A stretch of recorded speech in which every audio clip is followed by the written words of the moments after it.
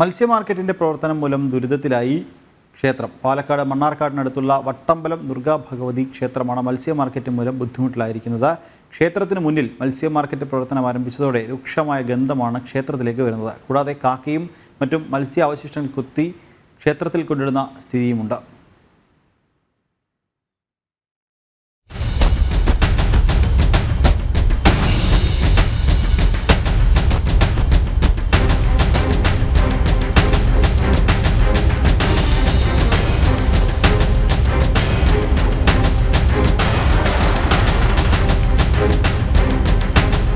വട്ടമ്പലം ദുർഗാ ഭഗവതി ക്ഷേത്രത്തിലെ കാഴ്ചയാണിത്.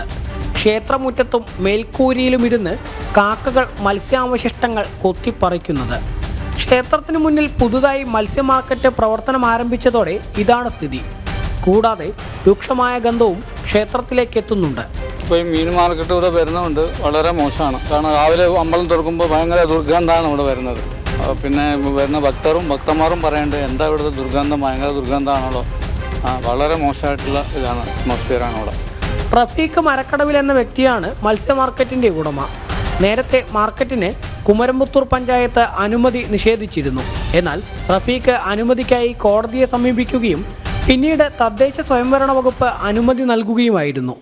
മാർക്കറ്റിന്റെ പ്രവർത്തനം തങ്ങളുടെ വിശ്വാസത്തെ തന്നെ ചോദ്യം ചെയ്യുന്നതാണെന്ന് ഭക്തർ പറയുന്നു. ഇപ്പം ഞങ്ങൾക്കുള്ള ഏറ്റവും വലിയ ശല്യം എന്താണെങ്കിൽ ഇത്രയും അടുത്താണ്, ഒരു മുറ്റത്തിൻ്റെ അകലം ഒരു 10-30 മീറ്റർ അകലത്തിലാണ് അപ്പോൾ ഈ വേലിയുടെ നേരെ അപ്പുറത്താണ് ഇപ്പോൾ ഈ സംഭവം നടക്കുന്നത്.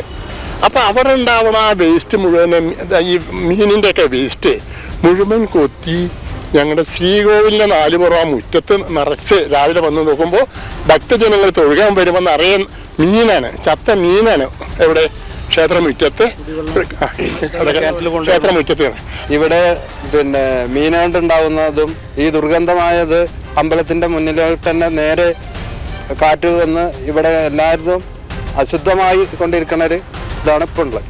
നേരത്തെ ഇതേ ക്ഷേത്രത്തിന് സമീപത്ത് അറവുശാല പ്രവർത്തനം ആരംഭിച്ചിരുന്നു. എന്നാൽ വിശ്വാസികളുടെ എതിർപ്പ് ഉയർന്നതോടെയാണ് പിന്നീട് പ്രവർത്തനം അവസാനിപ്പിച്ചത്. ഏറെ പാവനമായ ക്ഷേത്രമുറ്റത്തു നിന്നും വളരെ വിഷമത്തോടെയാണ് ദിവസവും വിശ്വാസികൾ ഈ മത്സ്യാവശിഷ്ടങ്ങൾ പെറുക്കി മാറ്റുന്നത്. മത്സ്യ മാർക്കറ്റിന്റെ പ്രവർത്തനം തുടരുകയാണെങ്കിൽ ക്ഷേത്രം അടച്ചുപൂട്ടുകയല്ലാതെ മറ്റ് നിവൃത്തിയില്ല എന്നാണ് വിശ്വാസി സമൂഹം പറയുന്നത്. PR മനൂപിനൊപ്പം അരുൺ ആലത്തൂർ, ജനം, പാലക്കാട്.